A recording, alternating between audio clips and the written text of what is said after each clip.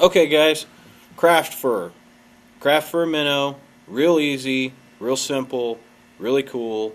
Get some markers, have a good time. Thread, standard 6/0, 140 denier, something to that effect.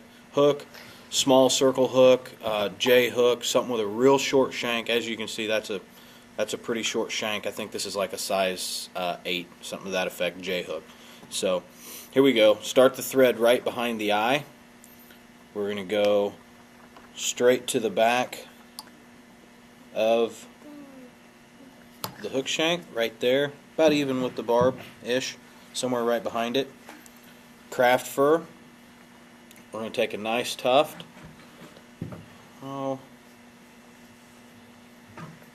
Something to the effect of that.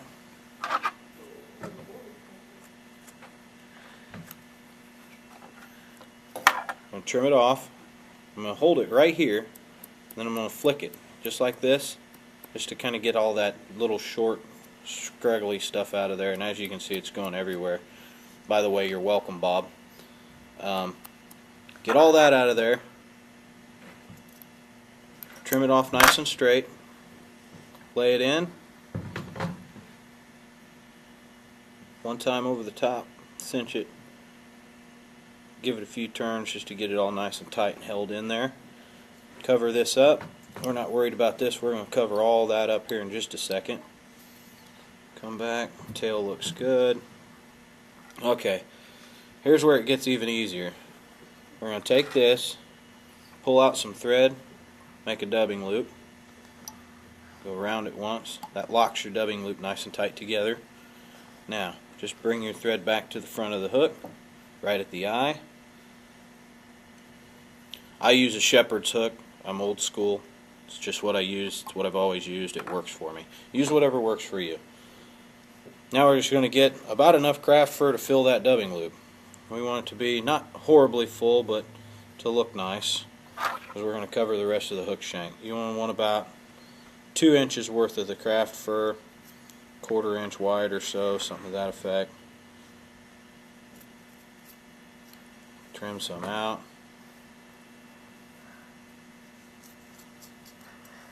Trim some more out. Okay. Now we'll just come in here, get my dubbing loop open, set the craft fur in there. This is not a very scientific part of the process, because we just kind of put some in and fill until we like the way it looks. We don't have to pick out all that under fur stuff this time, because this is what helps create bulk for the body of the minnow. So, right there, right there. You need a little bit more just so I can get all the way back to the eye of that hook.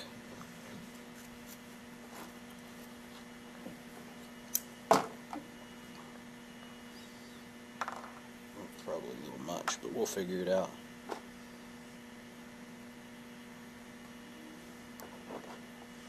Oops. Knock that stuff right out of the loop. There we go. Let's stick her back in.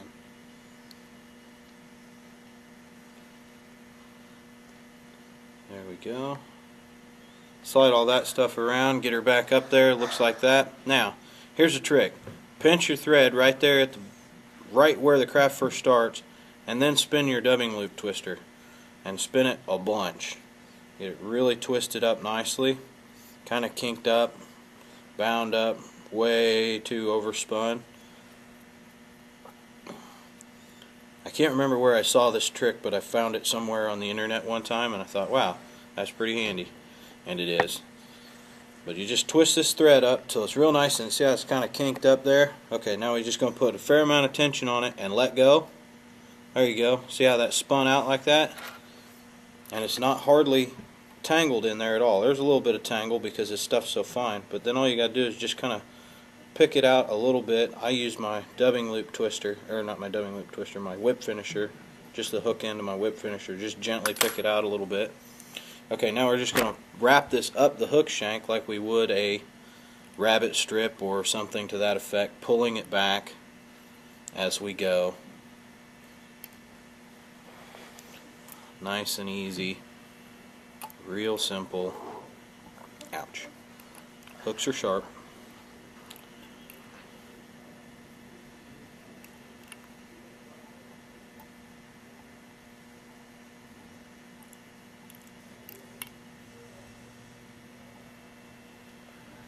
Get up here close to the eye. Right there. Get right there. Now go once, twice around your bobbin thread. Pick it up. A few turns around there. That locks in that dubbing loop nice and tight. Whip finish tool. Nice head. Take that thread off. And then again, just take your hook on your whip finisher, pick it all out. It gets all fuzzy and funky looking.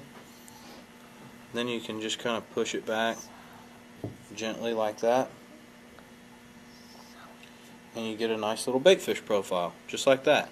Now we take markers. Alright, just cut that off. I forgot.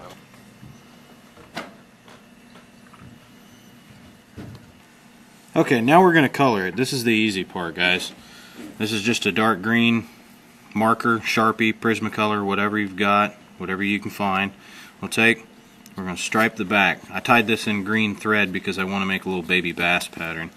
So we'll just stripe the back just like that.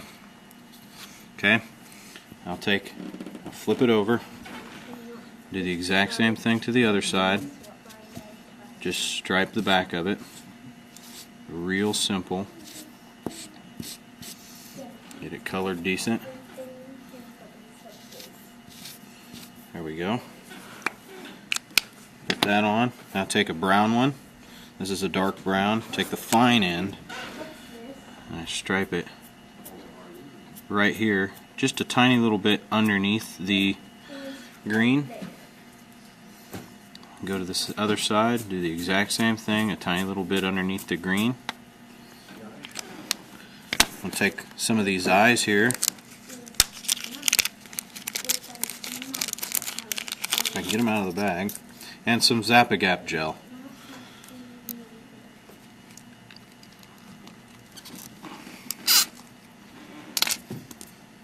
Boy, that's an old bottle of Zap-A-Gap gel.